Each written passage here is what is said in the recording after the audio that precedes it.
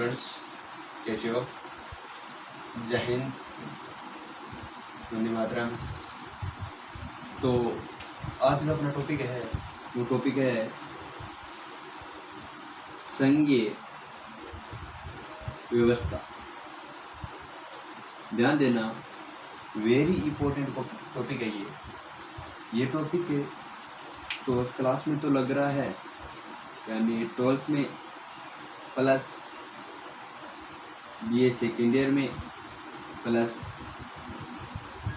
BA plus BEd integrated second year में भी ये टॉपिक है लग रहा है। जो बीए बीएड इंटीग्रेटेड है ना, उस सेकेंड ईयर में भी ये टॉपिक है लग रहा है, ठीक है। हालांकि 11th में भी इसका थोड़ा बहुत पार्ट दिया हुआ है। तो मेन टॉपिक 12th में ये टॉपिक बहुत इंपॉर्टेंट टॉपिक दे रखा है, संघीय व्यवस्था, और साथ में बीए बीएड में भी है और बीए में भी है, और कंपटीशन लेवल में से भी बहुत इंपॉर्टेंट टॉपिक है। क्योंकि संघीय व्यवस्था के साथ एक शब्द और आता है, वो आता है एकात्मक।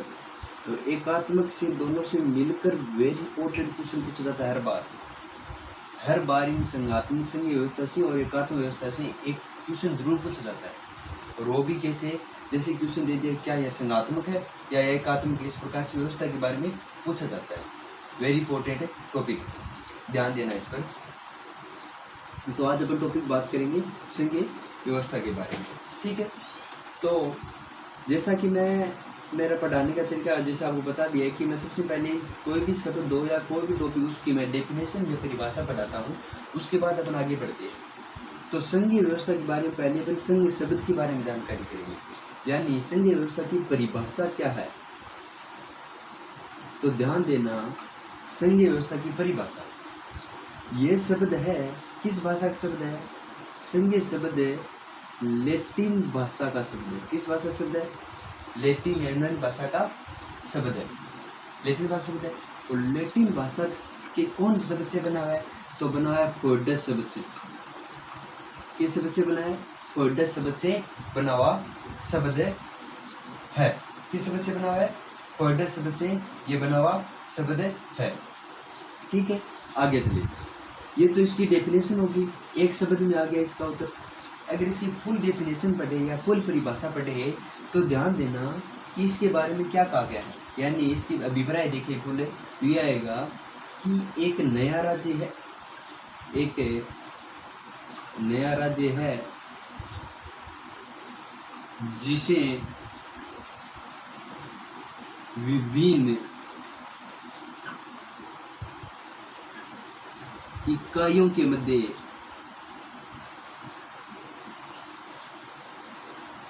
संधि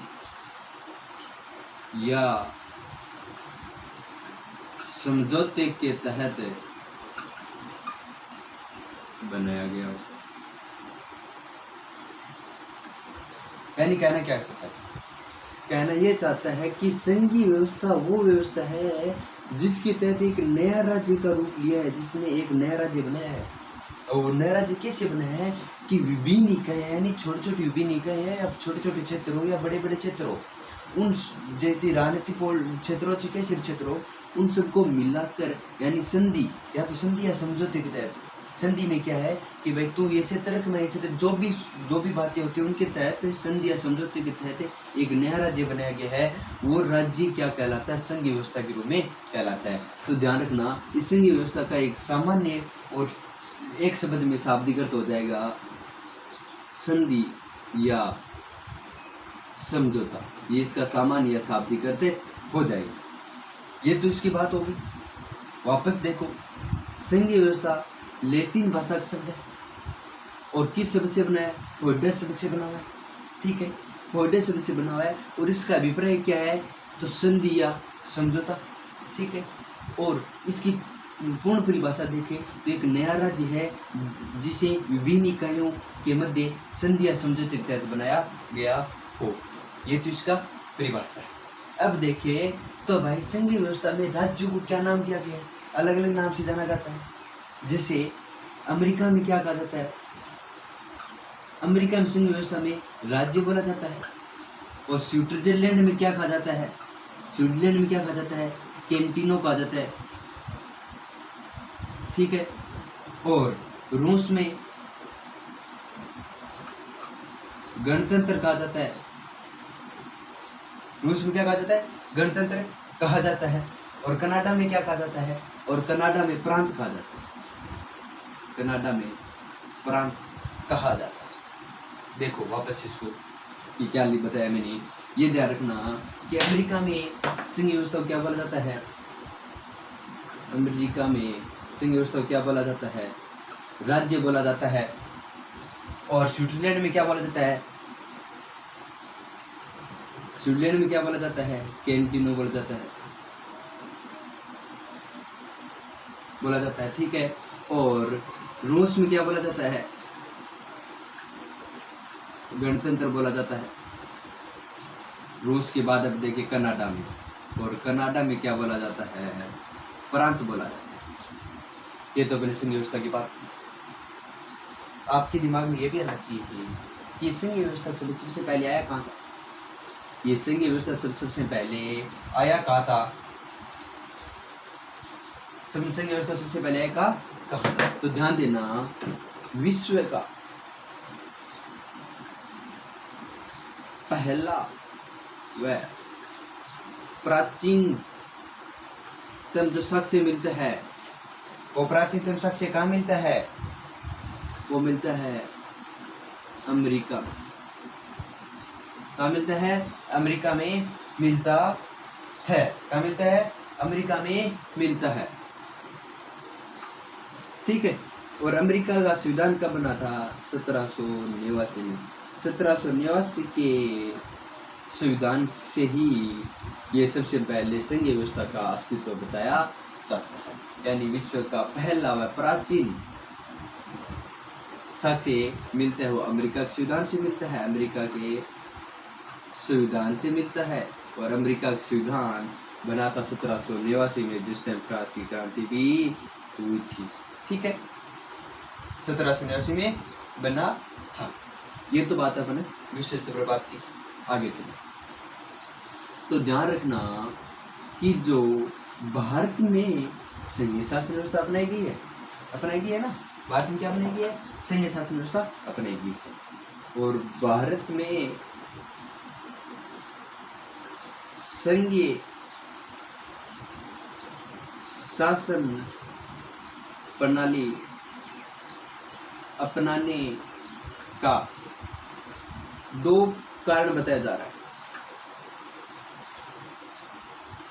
दो कारण बताया जा रहा है। सबसे पहला, विस्तृत भूभाग या आकार, और सेकंड, सामाजिक व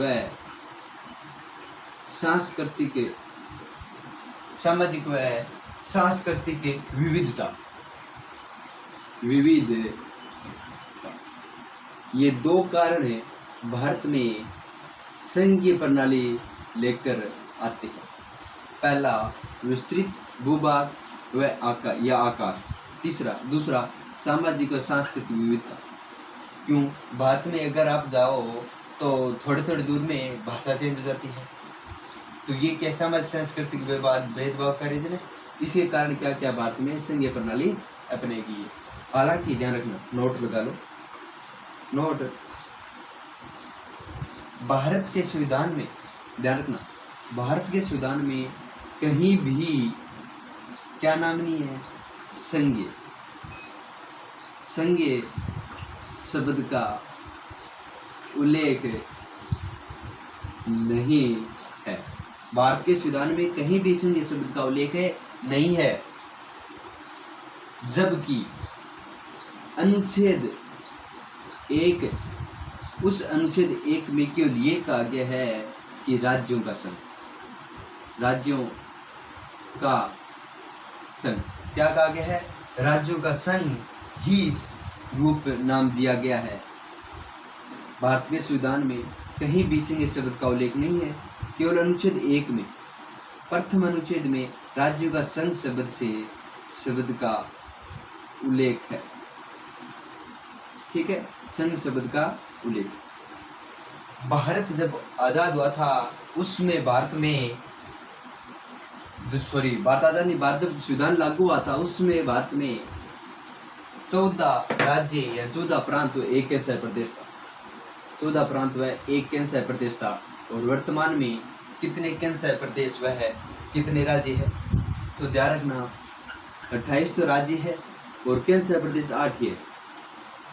पहले 7 से फिर 9 बने। ध्यान रखना, पहले कितने थे? 7 थे, फिर बने 9। परंतु अभी 3-4 माह पहले लोकसभा में एक विधेयक पेश हुआ था, दादर नगर हवेली व दमन और दीव को दोनों को एक कर दिया गया, यानी 2 से बना 1। तो 9 में से 2 काटेंगे 7, 7 में जो कितना आया? 8। तो वर्तमान में कितने केंद्र प्रदेश है? 8। प्रांत कितने हैं? 28। केंद्र प्रदेश कितने हैं? 8। ये ध्यान रखना इस बात का। वापस बता देता हूँ कि 8 कैसे हुए। पहले थे 7, ठीक है। वो 7 देखे तो ऊपर से चले तो सबसे पहले दिल्ली आता है, दिल्ली के बाद कौन आता है? दिल्ली के बाद चंडीगढ़, चंडीगढ़ के बाद दादर नगर हवेली, दमन और दीव 4 हो गए, पांडुचेरी 5, लक्षद्वीप 6 और अंडमान निकोबार द्वीप 7, ये थे। उसके बाद क्या हुआ? जम्मू कश्मीर को कैसा प्रदेश में बदला गया और एक लद्दाख नया कैसा प्रदेश बना, ठीक है। जम्मू कश्मीर लद्दाख 7 और 2 9। उसके बाद क्या किया गया? जम्मू कश्मीर लद्दाख तो है ही, पर तो दादर नगर हवेली को 1 कर दिया गया, यानी 2 से 1 किया तो वो हो गया 8। तो वर्तमान में 8 ही कैसा प्रदेश है, ठीक है। अब ध्यान रखना कि भारत में जो संघीय व्यवस्था अपनाई गई है, भारत में जो संघीय व्यवस्था अपनाई गई है वो संघीय व्यवस्था किस मॉडल पर आधारित है? तो ध्यान रखना कनाडा मॉडल पर आधारित है। यानी भारत ने संघीय व्यवस्था कहाँ से अपनाई है? कनाडा से अपनाई है। इस बात का जरूर ध्यान। भारत में संघीय शब्द कहाँ से लिया गया है? संघीय शब्द लिया गया है कनाडा से। कहाँ से लिया गया है? कनाडा से संघीय शब्द लिया गया है, ठीक है। अब ध्यान दो कि कनाडा शब्द से लिया गया, इसका कोई उल्लेख मिलता है कि भाई अब देखें तो ध्यान रखना कि भारत के जो राज्य है ना वो स्वतंत्र तो है परंतु वो अलग नहीं हो सकते। भारत के राज्य देखो संघीय प्रणाली में क्या अंतराल है? कनाडा मॉडल में भी यही है और भारत में भी यही है। भारत के राज्य स्वतंत्र है परंतु वो अलग नहीं हो सकते, जबकि अमेरिका का राज्य स्वतंत्र नहीं है परंतु अलग हो सकती है। ये बात यहाँ थोड़ी सी अलग आती है, ठीक है। अब आगे बात करें अपन कि संघात्मक व्यवस्था की विशेषता क्या है? संघात्मक व्यवस्था की विशेषता क्या है? तो ध्यान दो संघात्मक व्यवस्था की विशेषता और विशेषता में ध्यान रखना संघीय संविधान की विशेषता, सबसे पहली विशेषता ये है शक्तियों का बंटवारा। दूसरी विशेषता ये है संविधान का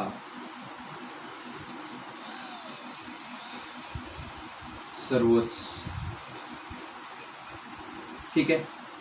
और तीसरी विशेषता इसकी ये है स्वतंत्र या निष्पक्ष न्याय पालिका, ठीक है। और चौथी विशेषता एकल नागरिकता और पांचवी लिखित संविधान और छठी द्विसदनीय विधायिका। इसकी क्या है 6 शक्तियां मैंने बताई है, ठीक है। शक्तियों का बंटवारा, संविधान का सर्वोच्च, स्वतंत्र निष्पक्ष न्यायपालिका, एकल नागरिकता, लिखित संविधान और द्विसदनीय विधायिका। ये इसकी 6 क्या है विशेषता है, ठीक है। अगर इसके अंदर एक विशेषता और जोड़े तो आप ये विशेषता जोड़ सकते हो कठोर संविधान, ठीक। अब अपन सबसे पहले शक्तियों का विभाजन बंटवारा है वो बताएंगे कि शक्ति बंटवारा किस प्रकार। शक्तियों बंटवारा के लिए संघ सरकार और राज्य सरकार के बीच क्या कर दी गई है, शक्तियां बांट दी गई है। किस राज्य सरकार किन प्रकार कर सकता है और केंद्र सरकार किस प्रकार ये कर सकती है। तो सबसे पहले इसकी शक्तियों बंटवारे के लिए तीन समितियां हैं। जैसे एक है संघ सूची संघ, दूसरी राज्य सूची और तीसरी समवर्ती सूची। ध्यान रखना, संघ सूची में पहले 93 विषय थे, वर्तमान में 100 विषय। राज्य सूची में पहले 66 विषय थे, वर्तमान में 61 विषय है। और समवर्ती सूची में पहले कितने विषय? 47 थे, वर्तमान में 52। इसमें से 5 निकालकर समवर्ती सूची में डाल दिए। अब ये सूची क्या है? कहने का मतलब ये है कि इसमें 97 विषय, वर्तमान में 100 विषय। इन 100 विषयों पर केवल और केवल केंद्र सरकार क्या बना सकती है? कानून बना सकती है। राज्य का उस पर कोई दखल अंदाज नहीं है, कोई भी दखल इसमें नहीं कर सकती। इसमें अब ये क्या फंडा है 66 वाला 61 वाला? इसमें फंडा ये है कि राज्य सरकार 61 विषयों पर क्या बना सकता है? अपना कानून बना सकता है, परंतु राज्य स्वतंत्र नहीं है। अगर इन 61 विषयों में केंद्र सरकार को लगे कि ये कानून सही नहीं बना है, ये नियम सही नहीं बना है, तो केंद्र सरकार उसको अपने अधीन ले सकती है। और समवर्ती सूची में दोनों सरकार, केंद्र सरकार राज्य सरकार मिलकर इन विषयों पर कानून बना सकती है। 52 विषय है, 52 पर केंद्र सरकार राज्य सरकार दोनों की सहमति से कानून बनता है। परंतु इसमें भी केंद्र सरकार क्या है? हावी है। केंद्र सरकार प्रभावी है, हावी है, वो ज़्यादा इस पर कानून बना सकती है। इसके बाद दूसरा में लिखा था संविधान का सर्वोच्च। संविधान का सर्वोच्च आपको इसमें ये है कि अपना जो कानून बनता है कोई भी, वो सब कानून क्या करता है? संविधान के तहत ही कानून बनता है, संविधान के तहत ही कार्य करते हैं। अब आगे मैंने एक और लिखा था एकल नागरिक। तीसरा में लिखा था एकल नागरिकता। तो ध्यान देना, एकल नागरिकता का मतलब ये है कि भारत में 28 राज्य है और 8 कैसा प्रदेश है। क्या आपके पास अपनी अलग राज्य की अलग नागरिकता है? आप राजस्थान के हो, मैं राजस्थान का हूँ, क्या मेरे पास राजस्थान की अलग नागरिकता है? नहीं, मेरे पास क्या है? भारतीय, एक ही नागरिकता है, वो भारतीय। ठीक है, तो अलग अलग राज्यों की अलग अलग नागरिकता नहीं है। आप राजस्थान के हो, राजस्थान से आप यूपी में जा सकते हो, एमपी में भी जा सकते हो, महाराष्ट्र में भी जा सकते हो, हरियाणा में भी जा सकते हो। अपनी मर्जी आई वहाँ पर जाके रह सकते हो। अब वर्तमान में जम्मू कश्मीर में भी जाके रह सकते हो, कहीं भी जाके भी आप रह सकते हो। ये क्या है? इसकी नागरिकता में है, यानी एकल नागरिकता, एक ही इंडियन नागरिकता अपने पास है। उसके बाद में लिखा था स्वतंत्र न्यायपालिका। न्यायपालिका पर किसी का भी प्रभाव नहीं है, न तो केंद्र सरकार का है न राज्य सरकार का, यानी न तो व्यवस्थापिका का है और न कार्यपालिका का इसके अंदर है। ठीक है, ये थी इसकी मेन पॉइंट। कठोर संविधान। कठोर संविधान ये है कि संविधान में जो लिखित है वो कार्य कर सकती है। और संघात्मक संघर्ष सबसे बड़ा इंपॉर्टेंट बात ये भी है कि संघात्मक में लिखित संविधान होना जरूरी है, लिखित संविधान होना जरूरी है। ठीक है, ये थी इसकी संघात्मक शासन व्यवस्था की विशेषता। संघात्मक विशेषता के बारे में बात करने के बाद अपन बात करेंगे एकात्मक विशेषता की बात। और एकात्मक विशेषता में सबसे पहली जो संघात्मक शासन व्यवस्था ली थी, उस संघात्मक शासन व्यवस्था सबसे पहली विशेषता थी शक्तियों का बंटवारा। और शक्तियों के बंटवारा में मैंने 3 शक्तियां बताई थी, एक संघ सूची, एक राज्य सूची, एक समवर्ती सूची। तो ध्यान देना, इन शक्तियों के बंटवारे में एकात्म शासन व्यवस्था में क्या है कि संघ के पास 97 विषय है, वर्तमान में मैंने 100 बताए थे। इन 97 विषयों में जो महत्वपूर्ण विषय वो सभी संघ के पास है, और राज्य के पास जो 66 विषय थे, वर्तमान में 61 विषय है। ये क्या है? इनसे कम महत्वपूर्ण विषय। और इसके अलावा जो राज्य किसी भी कानून, कोई भी नियम कानून बनाता है, उस नियम कानून पर केंद्र का भी अधिकार होता है, केंद्र चाहे तो इन राज्यों का नियम को कैंसिल कर सकता है। और समवर्ती सूची में जो सबसे ज्यादा प्रभावी थे वो संघ सरकार ही प्रभावी थी। टोटल जो समवर्ती सूची विषय है उन विषयों पर ज्यादातर विषय 47 बताए थे, वर्तमान में 52। इन विषयों पर सभी विषय क्या करते हैं, केंद्र सरकार कार्य करती है। ठीक है, इसके अलावा एक सूची आती है, इनके अलावा वो सूची इसमें आती है अविशिष्ट सूची। विशिष्ट सूची और अविशिष्ट सूची आपको पता है किसके पास है, संघ सरकार के पास। यानी दूसरी विशेषता क्या है, अविशिष्ट सूची और अविशिष्ट सूची किसके पास है, संघ सरकार के पास है। यानी जो विषय उन 3 सूचियों में नहीं है, संघ सूची, राज्य सूची और समवर्ती सूची में नहीं है, उन तीनों के अलावा जो विषय बन जाती है वो डाले गई है अविशिष्ट सूची में, जो कुछ विशेष है और वो सभी किसके पास है, संघ सरकार के पास है। यहाँ पर क्या देखने को मिल रहा है अपने को, यहाँ एकात्म शासन व्यवस्था देखने को मिल रही है। ठीक है, इसके बाद तीसरी विशेषता है, वो विशेषता क्या है, संविधान संशोधन।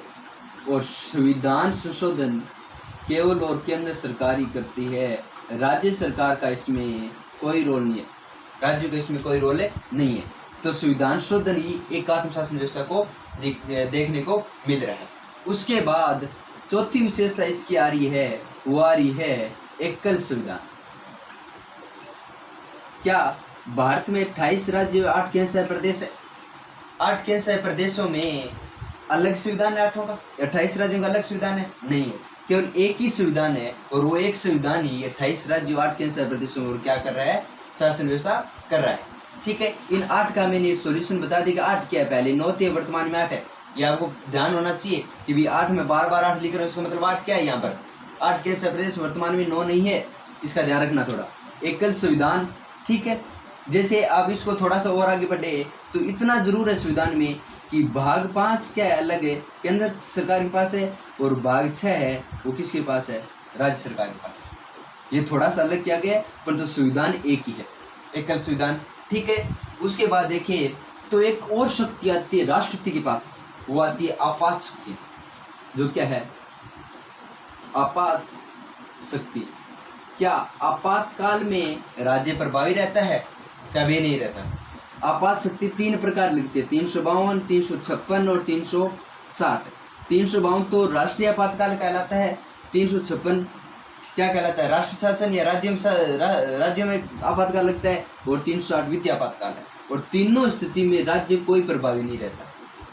ठीक है, तो आपात स्थिति भी एकात्म शासन व्यवस्था को क्या देते हैं, जन्म देती है, एकात्म शासन व्यवस्था को बढ़ावा देती है। इसके बाद संघीय विशेषता पढ़ने के बाद, एकात्म विशेषता पढ़ने के बाद दोनों के बीच अपन कर रही है अंतर। इधर आ रही है संघीय विशेषता यानी संघात्मक, तो इधर आ रही है एकात्मक। ध्यान रखना, दोनों में अंतर है। यहाँ पर राष्ट्रीय सरकार व क्षेत्रीय सरकार दोनों हो सकती है संघात्मक विशेषता में, जबकि एकात्मक में क्या होता है, केवल राष्ट्रीय सरकार होती है, क्षेत्रीय सरकार बनाए तो ठीक है, नहीं कोई जरूरी नहीं होता है। ठीक है, इसमें लिखित संविधान भी होता है। संघात्मक विशेषता में लिखित संविधान होना जरूरी है, जबकि एकात्म विशेषता में लिखित हो भी सकता है, लिखित हो भी सकता है और नहीं भी हो सकता है।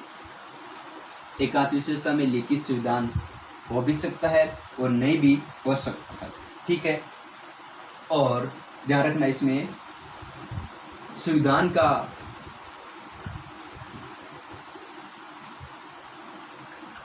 सर्वोच्च होना जरूरी है, जबकि एकात्म विशेषता में संविधान सर्वोच्च भी हो सकता है और नहीं भी हो सकता है। संविधान सर्वोच्च हो भी सकता है और नहीं भी हो सकता। कठोर संविधान होता है,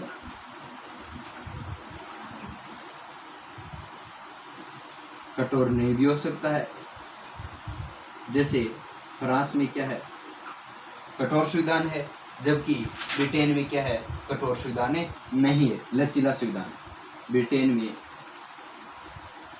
में संविधान लचीला है, जबकि फ्रांस में संविधान क्या है, कठोर संविधान। फ्रांस में कठोर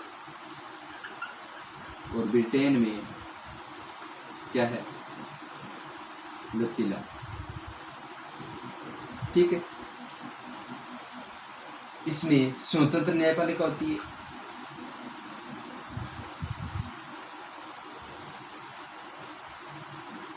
इसमें न्यायपालिका स्वतंत्र भी हो सकती है और नहीं भी हो सकती है।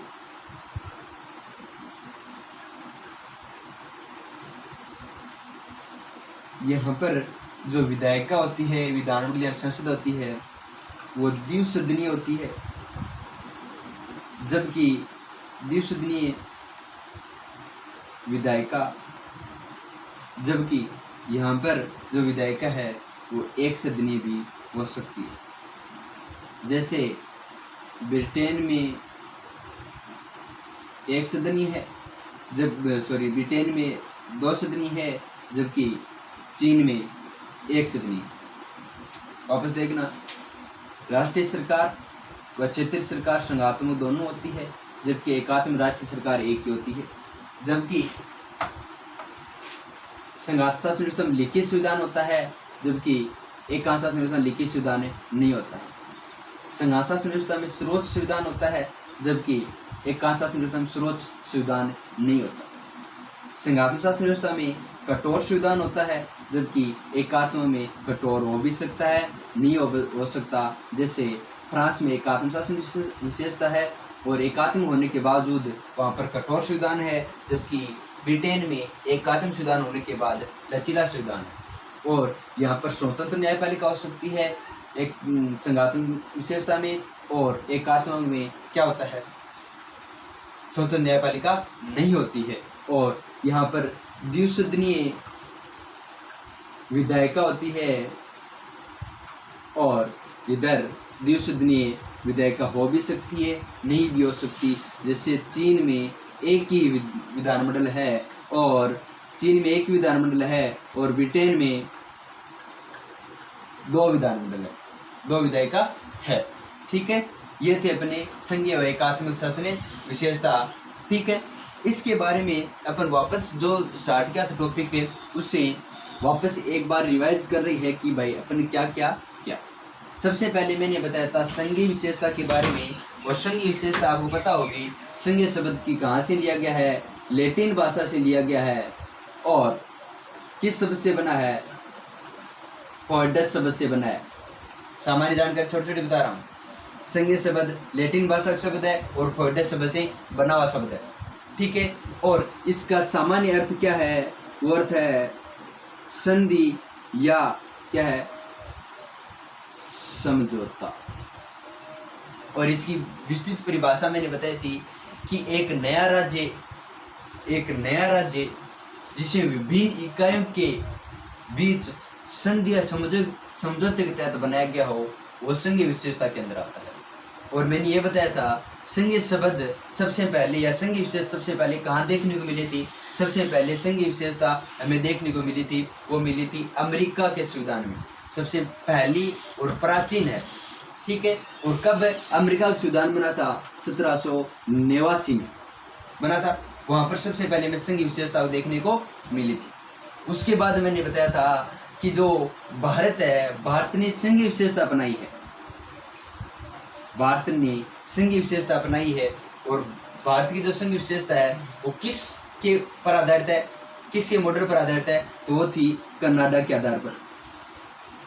और अपनाने का रीजन मैंने दो बताए थे, सबसे पहला भारत का विस्तृत भूभाग, और दूसरा सांस्कृतिक व सामाजिक विविधता, जिसके कारण भारत ने संघात्मक शासन विशेषता अपनाई थी। हालांकि भारत में एकात्म शासन विशेषता भी देखने को मिल रही है, परंतु जहाँ तक है वहाँ पर संघात्मक विशेषता भी है।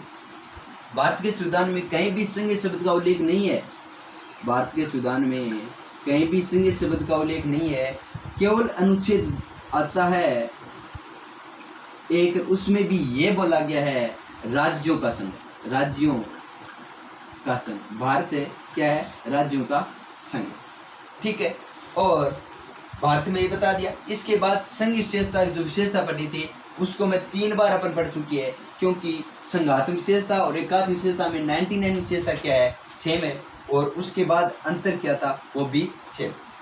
और इसके बीच आपको मैंने एक ये भी बताया था कि जब भारत में संविधान बना था उसमें भारत में एक तो था केंद्र शासित प्रदेश और 14 थे प्रांत, और वर्तमान में 28 क्या है राज्य या प्रांत और 8 क्या है केंद्र शासित प्रदेश है। और इस 8 को मैं बहुत अच्छी तरह से आपको बता चुका हूँ कि 8 क्यों है, 7 से 9 बने और 9 से 8 बने, इसकी मैं आपको हिस्ट्री बता चुका हूँ, ठीक है। अब इसमें एक शब्द आता है द्विसदनीय। ये सदन क्या है, तो आपको पता होगा कि अपनी संसद है और संसद के सदन कितनी है, 2। तो वो सदन की बात करें, यानी लोकसभा और राज्यसभा। भारत में लोकसभा राज्यसभा बोला जाता है और अलग अलग देशों में अपने संविधान अनुसार अलग अलग नाम दिया जाता है, ठीक है। तो वो इस सदनीय सदन बोला गया है। नेक्स्ट टॉपिक है वो अपना संसदीय रहेगा, ठीक। जय हिंद।